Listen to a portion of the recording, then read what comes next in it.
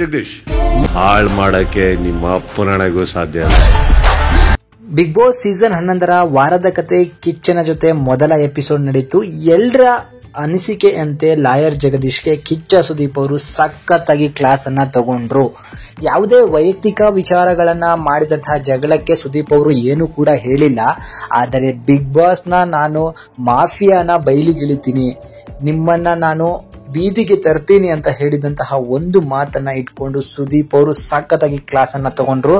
So Jagadish ಅವರೇ, ನೀವು big ಬಾಸ್ಗೆ ಹಾಕಿದಂತಹ ಸವಾಲು ತಪ್ಪೇ ಅಲ್ಲ, ಆದ್ರೆ ಅದನ್ನ ನಿಲ್ಲಿಸ್ತೀನಿ ಅಂದಿದ್ದು ತಪ್ಪು. ಬಿಗ್ ಬಾಸ್ ಶೋನ ಹಾಳು ಮಾಡ್ತೀನಿ ಅಂತ ಅನ್ಕೊಂಡ್ರೆ ಅದು ನಿಮ್ಮ ಅಪ್ಪ ನಾಣೆಗೂ ಆಗಲ್ಲ ಅಂತ ಹೇಳಿ ಕಿಚ್ಚ ತನ್ನ ಸ್ಟೈಲ್ನಲ್ಲೇ ಸರಿಯಾಗಿ ಗುಮ್ಮಿದ್ದಾರೆ. ಸೊ ಲಾಯರ್ ಜಗದೀಶ್ ಅವರು ಬಕೆಟ್ ಹಿಡಿಯೋ ಕೆಲಸವನ್ನ ಅಲ್ಲೂ ಕೂಡ ಮಾಡಿದ್ರು. ಸೊ ಸುದೀಪ್ ಅವರೇ, ನಿಮ್ಮದು ತಪ್ಪೇನಿಲ್ಲ ಅನ್ನಕ್ಕೆ ಹೋದ್ರು, ತಪ್ಪಿರಕ್ ಸಾಧ್ಯನೇ ಇಲ್ಲ. ತಪ್ಪಿದ್ರೆ ಸೀಸನ್ 10 ಇಲ್ಲಿವರೆಗೂ ನಡೀತಾನೆ ಇರ್ಲಿಲ್ಲ ಅಂತ ಹೇಳಿ ಸುದೀಪ್ ಅವರು ಸಖತ್ತಾಗಿ ಟಾಂಗ್ ಕೊಟ್ರು. ಮನೆ ಮಂದಿ ಎಲ್ಲ ಸುದೀಪ್ ಅವರ ಮಾತಿಗೆ ಚಪ್ಪಾಳೆಯ ಮೇಲೆ ಚಪ್ಪಾಳೆಯನ್ನ ತಟ್ಟಿದ್ದಾರೆ. ಅಷ್ಟೇ ಅಲ್ಲ, ಸುದೀಪ್ ಅವರ ಒಂದೊಂದು ಮಾತಿಗೂ ಜಗದೀಶ್ ಅವರು ತಲೆ ತಗ್ಗಿಸುವಂತಹ ಕೆಲಸವನ್ನ ಮಾಡಿದ್ದಾರೆ. ಯಾಕಂದ್ರೆ ಒಂದು ದೊಡ್ಡ ರಿಯಾಲಿಟಿ ಶೋ ಬಗ್ಗೆ ಕ್ಯಾಮರಾಗಳ ಮುಂದೆನೆ ಆವಾಜ್ ಹಾಕೋದು ಮತ್ತೆ ಅದರ ವಿರುದ್ಧವಾಗಿ ಮಾತನಾಡೋದು, ಯಾವುದೇ ರೀತಿಯಾದಂತಹ ಒಂದು ಸಾಕ್ಷಿಗಳು ಇಲ್ಲದೆ ಅದು ತೀರಾ ದೊಡ್ಡ ಮಟ್ಟಕ್ಕೆ ಕೆಟ್ಟದಾಗಿ ಕಾಣಿಸುತ್ತೆ. ಸೊ ಇದರಿಂದಾಗಿ ಅಲ್ಲಿ ನಡೆಸ್ಕೊಡುವಂತಹ ವ್ಯಕ್ತಿಗಳಿಗಾಗಿರ್ಬೋದು ಅಥವಾ ಅದರಲ್ಲಿ ಭಾಗವಹಿಸಿರುವಂತಹ ವ್ಯಕ್ತಿಗಳಿಗಾಗಿರ್ಬೋದು ಅವಮಾನ ಆಗತ್ತೆ.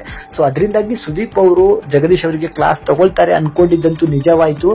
ಅವರು ಲಾಯರ್ ಅಂತಾನು ನೋಡದೆ ಸುದೀಪ್ ಅವರು ಅಚ್ಚುಕಟ್ಟಾಗಿ ನಿರೂಪಣೆಯನ್ನ ಮಾಡಿದ್ದಾರೆ. ಇದರಿಂದಾನೇ ಹೇಳೋದು ಕಿಚ್ಚ ಸುದೀಪ್ ಅಂದ್ರೆ ಬಿಗ್ ಬಾಸ್, ಬಿಗ್ ಬಾಸ್ ಅಂದ್ರೆ ಕಿಚ್ಚ ಸುದೀಪ್ ಅಂತ ಹೇಳಿ.